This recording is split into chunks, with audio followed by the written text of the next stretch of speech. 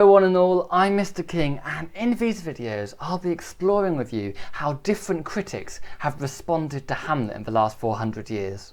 I'll start with some of the earliest critical responses to Hamlet in the Jacobean period, moving through the Romantic era, pausing briefly to look at the views of Sigmund Freud, and I'll end by thinking about how modern movies have portrayed Hamlet in the last few decades.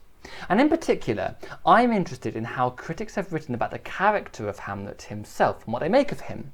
Do they think he's genuinely mad, or is he sane, but faking madness? Is he a hero, or is he a villain?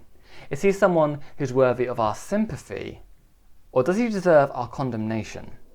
These are all questions I hope to explore in these videos, and in this first video I'll be exploring the initial response to Hamlet in the 17th century, in the first few years after the play was published.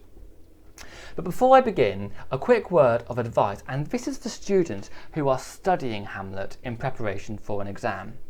A good student of Hamlet should be able to talk about how different critics have responded to Hamlet in the last few hundred years, but a great student of Hamlet should be able to think about those views and explain which views they agree with and which they disagree with.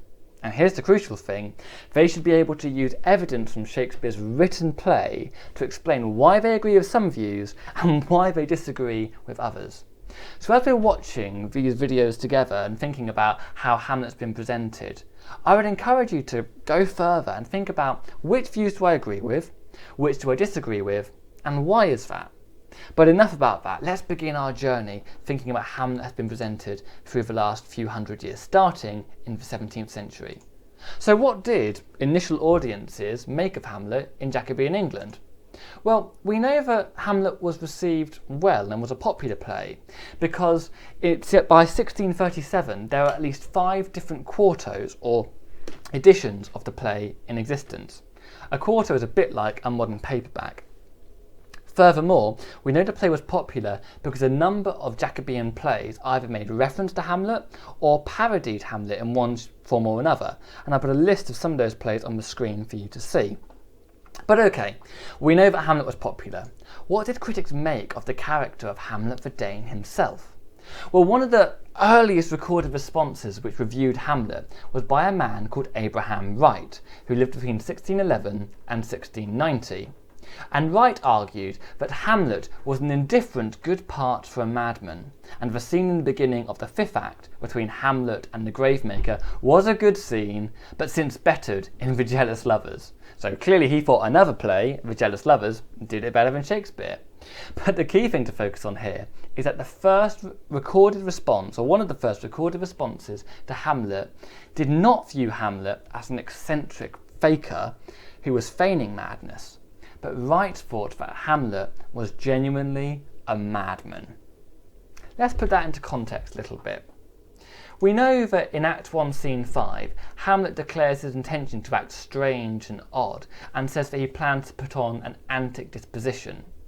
That suggests that all of his later strange and eccentric behaviour was simply an act, but didn't reflect genuine madness.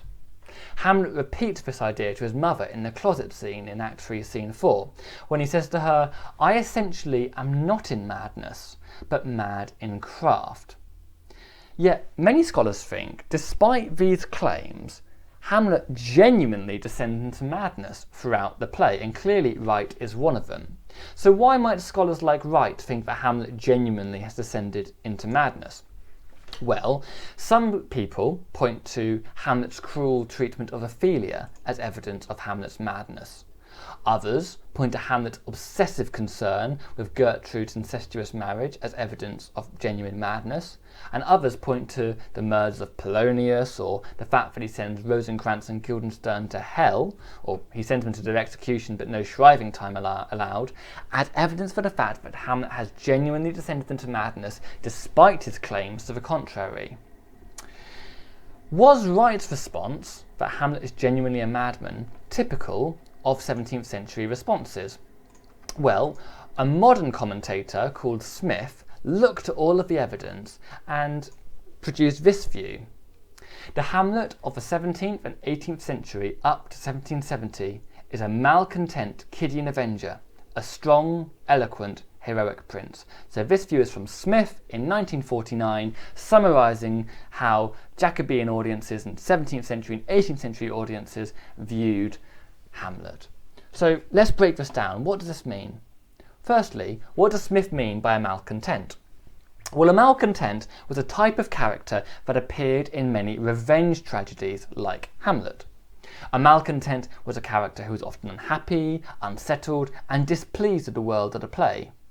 A malcontent was also a character who was disgusted with the corruption of those in power, and I'm sure you can see many parallels between that and Hamlet in the play.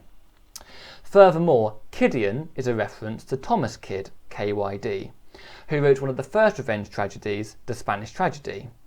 Therefore, by calling Hamlet a malcontent Kydian avenger, Smith argues that 17th century audiences viewed Hamlet as the hero of a revenge tragedy, who was displeased with the corruption created by Claudius and was determined to get his revenge. Smith goes further, arguing that 17th century audiences viewed Hamlet as a strong, eloquent, heroic prince. Here, this implies that initial audiences focused on the fact that Hamlet was trying to fight to protect Denmark, and he was noble in trying to get rid of Claudius's corruption. Hamlet himself says that Denmark seems corrupted. In Act 1, Scene 2, he says, "How weary, stale, flat and unprofitable seem to me all the uses of this world. Fie on it, fie, 'tis an unweeded garden that grows to seed. Things rank and gross in nature possess it merely." And of course, there's the famous quote, "Something is rotten in the state of Denmark." Thus, 17th century audiences initially viewed Hamlet as an upset, yes, but heroic character who was noble in trying to avenge his father by ridding Denmark of the corruption that was personified by his uncle. Does Hamlet strike you as an eloquent, heroic prince? Certainly this impression did not continue into the second half of the 18th century. But before we move on, a quick summary of what we've seen so far. The first recorded response, or one of the first recorded responses, to Hamlet in Jacobean England came from Abraham Wright, who viewed Hamlet as genuinely mad. Not a faker, not someone who was vacillating between sanity and madness, but a genuine madman. But Wright's response was not typical, because other commentators focused on how heroic and noble Hamlet was in trying to avenge his father and rid Denmark of Claudius's corruption. What do you think of these two views? Which view do you most agree with? And what other evidence from the play can you find to support or dispute these perspectives? I'll end this video here, and in the next video I'll be exploring how attitudes to Hamlet changed significantly in the second half of the 18th century. But until then, cheerio.